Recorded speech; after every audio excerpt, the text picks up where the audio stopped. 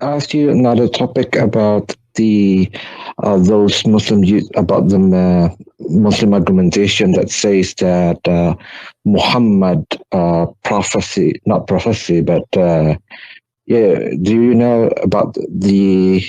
Actually, I've asked about this question before, about the confirmation from the Christians monks, Bahira, and the other one, Nawfal bin. Who's that? He's Khadija's. Sorry. Yeah, Waraqa bin Nawfal. Waraqa bin Nawfal. Yeah. What do you think about that? How do you respond about that? Because usually, the Muslims usually use this as an argumentation that the Christians at that time, or Nasrani, uphold his prophethood. What do you think about that? Well, first of all, those are Nasara, or those are not the Christians. And the Quran never used the word Christian ever in the whole book. You will see it says, yes, it says Nasara, and we are not Nasara. If you speak to any Christian from the Middle East, you ask him, are you a Christian or Nasara? Are you a Masihi or Nasara? He will say to you, we are Masihi. And I see. Masihi, I'm not Nasara. Nasara simply, it was a name or a title given to a group of people who they are the same as like Jehovah's Witnesses today, false Christians, rejected Christians. So Muhammad around him, he never have Christians, he have Nasara. And this is why he speak about those who they are Nasara, not about those who they are Christians. However, the story of Waraqa ibn Nawfal appears strongly in the hadith, where it says that when Waraqa ibn Nawfal he died, Muhammad he stopped receiving inspiration. Now, why Muhammad he will receive no inspiration no more? Just because a priest who is not a Christian, he is a Nasara priest, he died. Why? I mean, why Allah will stop sending this guy? Have nothing to do with Muhammad being prophet or not. He's just a man, old man. So why Allah stop sending revelation? What happened? And you will see here that if you read carefully with me, I have it in the screen. It says Khadija then accompanied him, her cousin, to her cousin Waraqa ibn Nawfal. Actually, he is not a cousin like their cousin. Anyway, Waraqa ibn Nawfal, Ibn Asad, Ibn Abdul Uzza, Ibn Qusay. Waraqa was the son of etc., like uncle of blah blah blah, the father or brother, who was during the pre-Islamic period become a Christian. He did not become a Christian. This is a lie. He became a Nasara. This guy, he was a pagan. Then he became some story to say he wanted to be a Jew, and then he decided to become Nasara, which is not a Christian. And then he used to write Arabic writing, and used to write of the gospel in Arabic. That is the Quran. Do you see it?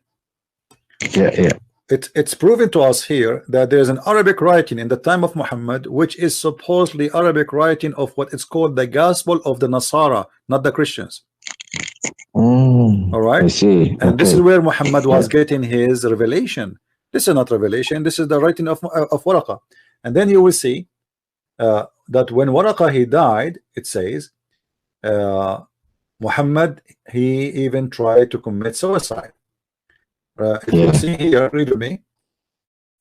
And then, but a few days after, or after a few days, Waraqa died, and the divine inspiration was also paused. What? Why the divine paused for the death of a man? And then the prophet becomes so sad, as we have heard, that he intended several times to throw himself from the tops of the high mountains. And every time he went up to the mountain in order to throw himself down, Gabriel, which is Jibril, would appear to him before him and say, "Oh Muhammad, you are indeed Allah messenger in truth," whereupon his heart would become quiet and calm down and return home. And then whenever period coming of the inspiration is stopped or paused again, Muhammad he go again to try to commit suicide. So Muhammad, according to the story, he tried to commit suicide after the death of Waraqa because he is not receiving inspiration. Why? Because Waraqa is dead. Yeah, and now who is going to give him inspiration? The inspiration is not inspiration. This is Waraqa was teaching him what to say. So now after the death of Waraqa, Muhammad he have a problem. What he would do, what he would say to people, what he will get the Quran which was reciting before. But as you see, the hadith here confirming that Waraqa have a book, and most likely Muhammad he got his hand in this book after his death, so he continue. Yeah, and not only that, but it took him time before he got the solution to read from the book of Waraqa. So it says that he tried to commit suicide, and here the question is a challenge for all the Muslims. Why somebody is a prophet of God, he will do such a thing, intend to kill himself? Yes, and many times, not only once, not like one, two, you know. And why each time he tried to kill himself, the angel come to him and says to him, truly you are a prophet. That's mean Muhammad himself do not believe he's a prophet. That's why he want to kill himself. Yeah. So when he said to him, oh yeah, wait, don't do it, don't do it, you are truly a prophet, and Muhammad he relaxed and he go down home. I mean, what kind of a kid this kid is? He said this is the behavior of a crazy man, a kid. I mean, even a kid will not do that. Why you want to kill yourself? Let us say I was a prophet and God stopped sending me revelation. So what? So what I would do? Why I want to kill myself? Yeah. And I've heard that if a Muslim have a big intent to do something, that it must be considered. Like if they want to do the saum, the fast, yes, and they have they want to do it, then it is a very important thing. Then compared to that, in this case, Muhammad himself, he intends to kill himself, so it must be a big thing, isn't it?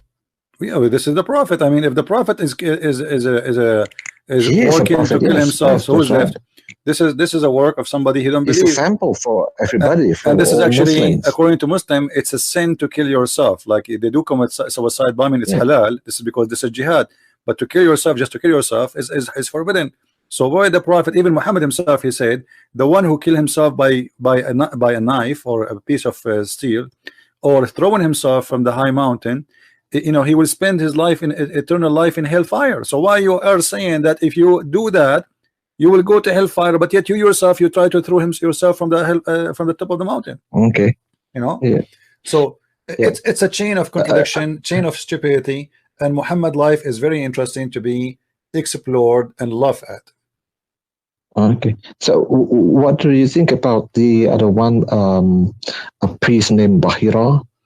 You know, there is many stories about Bahira, but I usually focus in the story of Waraqa more, because I believe that Waraqa is the real person who have a real impact on Muhammad life. Okay. If he was exist, I mean Muhammad.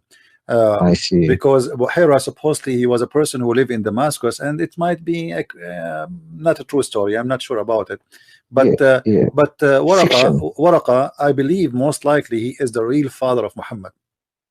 You know, I see. He is a real father, because if you have my book, you will find that when Muhammad father, according to the stories of Muslims, and I have the reference there. Yeah, I'm still reading it. Yes, that's right. Okay. When he was going to sleep with Muhammad's father, Waraqa, or the sister of Waraqa, she offered the father of Muhammad 100 camel to sleep with her. And does that make sense? But most likely Waraqa, he sent his sister to the father of Muhammad, saying to her, trying to convince him not to sleep with that woman, sleep with my sister, because already Waraqa sleeping with her.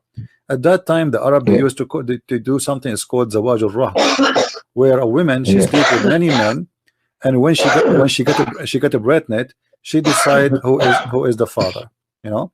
So Waraqa, obviously, like there's a story of Muhammad was lost. Where they find him? With Waraqa. Muhammad always can be found with Waraqa. This is why when Waraqa he died, Muhammad was so sad. Yeah. So because he do not know any father except Waraqa. Go on. Yeah, this is the only father he know. This is the only real father he know. You know, Waraqa. You know. About the Nasara again. They mentioned about if I'm not mistaken, from Jalan Lain, the Nasara were supposed to be people who were being straight, weren't they? The Nasara is the one who help. Yeah. Coming from the word the one who like, which mean the helpers, you know, the helpers of the Messiah. But anyway, that's not true. You know, the Muslims always they try to mix between Arabic and the original language. The word Nasara is coming from the Nazarite, and those are Nazarite is not from the Nasra, the city of Jesus. It is from the word mean poor, the poor in Hebrew.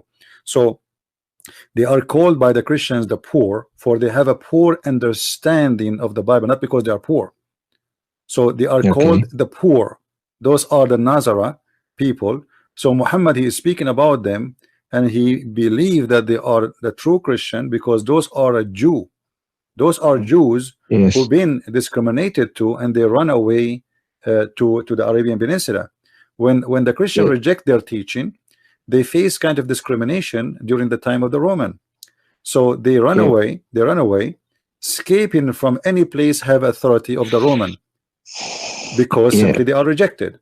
So Muhammad, he never met the really Christians. He met only Nasara, and those Nasara they are rejected by the Christian themselves.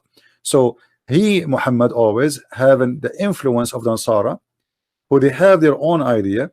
And Muhammad, he learned from the Nasara that Jesus, when he was on the cross, he, you know, it might really appear that he was there, but because God, he loved his son, there is no way he will make the true Jesus, you know, be crucified. So yes, it was Jesus, but obviously Jesus, he placed his image. They did not say he's a clone. No, they did not say clone as Muhammad say. They say he placed his image, but the true Jesus was not crucified because he is higher than this. So Muhammad, he took the idea of the crucifixion from the Nasara too. Yeah. You know? So if the Muslims say that the Nasara at that time were people who were strayed from the right path, which is Islam, then Waraka himself is not he was not a right Muslim, or but because Muhammad Islamic Christian, isn't it? Right, but because Muhammad is a hypocrite man, he said that Waraka will go to heaven. Why? It doesn't make sense, you know, because if he is Nasara, you know, how he will go to heaven? It doesn't make sense. But so, you know, they are full of contradictions. It is the argumentation. The real, I believe strongly, Muhammad, he is the maid of his father. He continued the mission of his father, which is Waraq ibn Nawfal. He created a cult of his own, you know, and he wanted Muhammad to be like a priest of the cult. And it's not about being a prophet, really, you know. And Muhammad, he carry on with the message, which is the message of his father, which is Waraqa, you know. Yeah. Anyway, my friend, there are some people trying to call, so I'm going to. I have to, you know, give you enough time, and maybe some other people who are trying to call, they can call us. You can feel free to call again, please. All right, thank you.